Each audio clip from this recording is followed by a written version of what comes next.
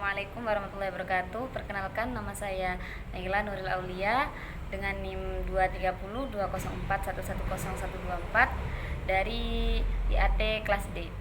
Di sini saya akan kembali mempresentasikan materi-materi yang kita bahas, yang sudah dibahas di semester 2 ini.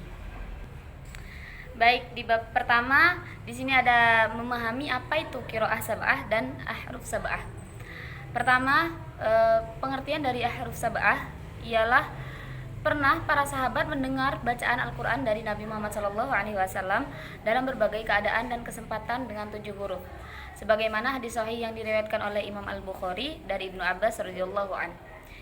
Yang artinya ialah saya dibacakan oleh malaikat Jibril satu huruf, lalu saya meminta agar ditambah lagi sampai berakhir pada 7 huruf. Makna hadis tersebut bukanlah satu huruf mempunyai 7 ragam bacaan atau qiraah sab'ah, karena mereka belum ada atau belum lahir ketika Al-Quran sudah sempurna diturunkan. Imam As-Suyuti mengatakan bahwa yang pertama kali mengumpulkan ragam bacaan berpusat pada 7 qura yang bacaannya dikenal dengan qiraah sab'ah adalah Imam Ibnu Mujahid.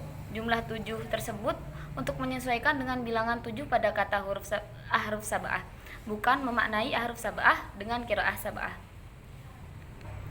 Dengan makna yang sederhana, bahasanya yang dimaksud dengan ahruf sab'ah bukanlah qiraah sab'ah, melainkan sebagian ulama memaknainya dengan 7 ragam bahasa dari bahasa Arab yang masyhur, yang mana Al-Quran diturunkan dengan 7 ragam bahasa Arab tersebut. Dan kemudian pengertian dari qiraah sab'ah ialah 7 macam bacaan Al-Quran yang disandarkan pada 7 imam, dan masing-masing imam tersebut memiliki 2 murid atau rawi yang meriwayatkan bacaan imamnya. Di antaranya ialah pertama di sini ada Nafi ibnu Abdurrahman ibnu Abi Nuaim. Murid atau rawinya ialah Qolun, nama aslinya Qolun ialah Isa ibnu Mina ibnu Wardan. Dan yang kedua ialah Waros, nama aslinya ialah Utsman ibnu Sa'id ibnu Abdullah. Dan kemudian imam yang kedua ada Abdullah ibnu Kasir al-Makki. Yang murid atau rawinya ialah Al-Bazi, yang mempunyai nama asli Ahmad ibnu Muhammad ibnu Abdullah. Dan kemudian yang satunya ialah Kumbul, yang mempunyai nama asli Muhammad ibnu Abdurrahman al-Makhzumi.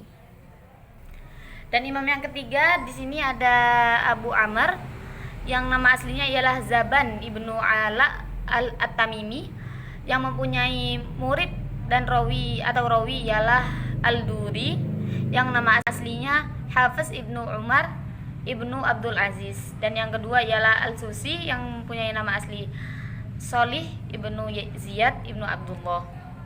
Dan imam yang keempat ialah Abdullah ibnu Amir al-Syami, yang mempunyai murid atau rawi ialah pertama Hisham ibnu Ammar ibnu Nasir ibnu Maisarah. Dan yang kedua ialah ibnu Zakwan, Abdullah ibnu Ahmad ibnu Zakwan. Dan imam yang kelima ialah Imam Asim ibnu Abi al-Najwat al-Kufi, murid atau rawinya ialah Syu'bah. Dan yang kedua ialah Hafiz ibnu Sulaiman al-Maghirah al-Kufi. Dan imam yang keenam ialah Hamzah ibnu Habib al-Kufi, yang memiliki murid atau rawinya ialah Khalaf ibnu Hisayam al-Asadi al-Baghdadi. Dan yang satunya ialah Khalid ibnu Khalid al-Kufi. Dan imam yang terakhir ialah Ali ibnu Hamzah ibnu Abdullah, yang memiliki murid atau rawi Abu al-Haris al-Laid ibnu Khalid al-Baghdadi. Dan yang kedua ialah Hafiz ibnu Umar ibnu Abdul Aziz. Dari data para imam qura yang berjumlah 7 di atas, diketahui bahwa masing-masing imam mempunyai 2 rawi. Jumlah ini merupakan hasil ijtihad Ibnu Mujahid sebelum masa Ibnu Mujahid tidak dikenal dengan istilah qiraah sab'ah. Qiraah sab'ah ini telah memenuhi standar bacaan yang sahih dan dapat dipertanggungjawabkan silsilah sanadnya secara mutawatir. Qiraah sab'ah ini juga telah sepakat diterima dan diakui oleh ulama qura setelah Ibnu Mujahid. Satu imam dari 7 qurra masing-masing mempunyai 2 rawi sebagaimana yang telah disebutkan yang tadi. Demikian ini terjadi karena masing-masing imam yang 7 tadi membaca Al-Quran dengan berbagai ragam bacaan Al-Quran.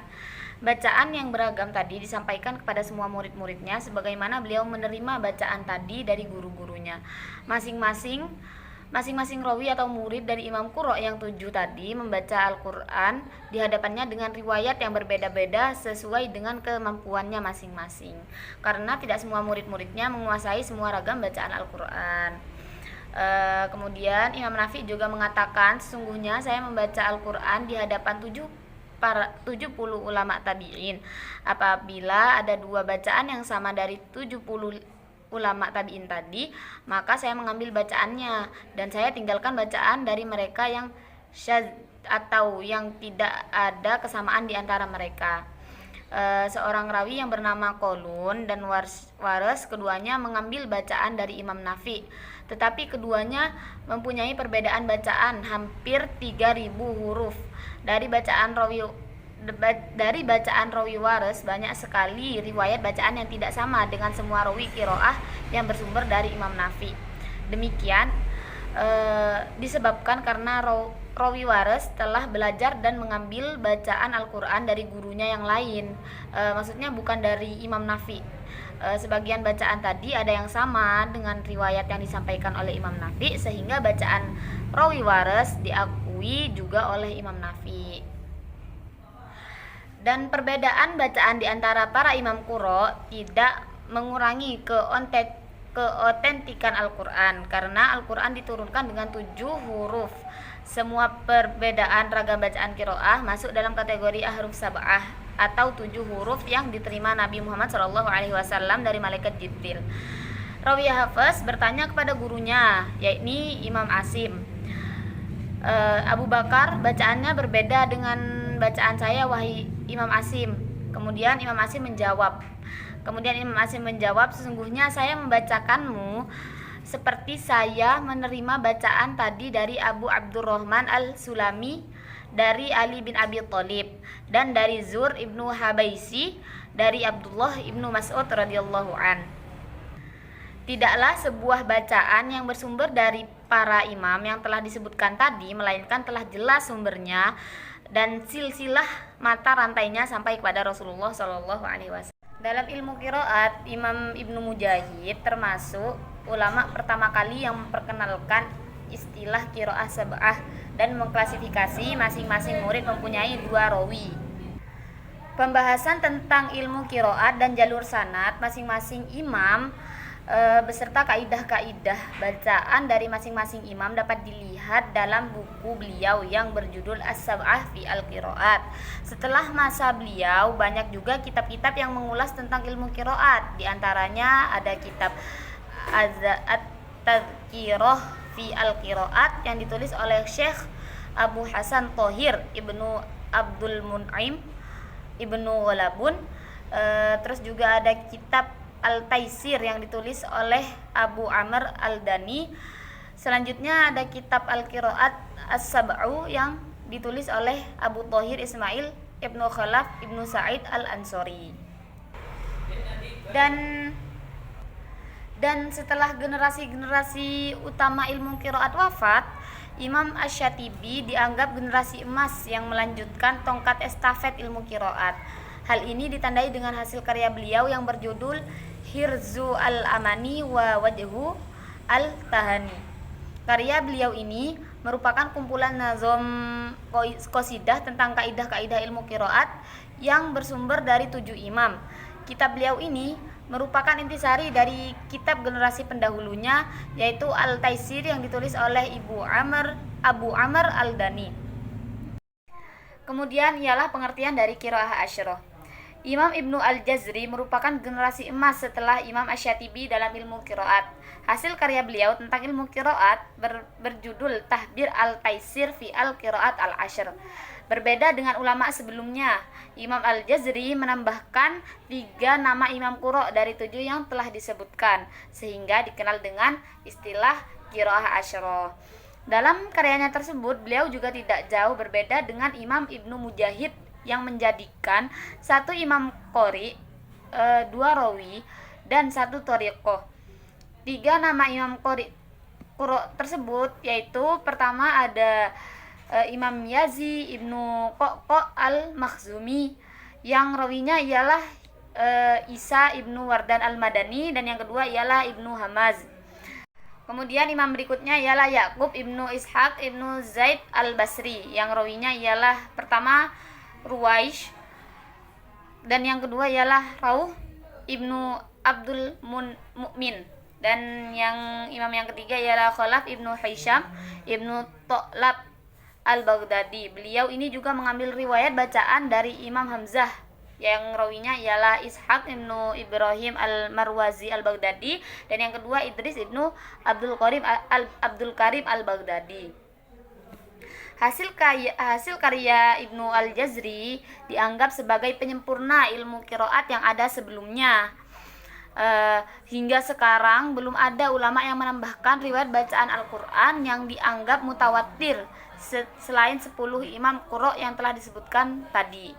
Jika digabungkan dengan kitab Ibnu Mujahid dan setelahnya, maka jumlah qiraat yang mutawatiroh sampai kepada kita sekarang ini lengkap dengan silsilah sanad dan kaidah-kaidahnya hanya ada 10 bacaan qiraat dan dikenal dengan sebutan qiraah asyarah mutawatiroh.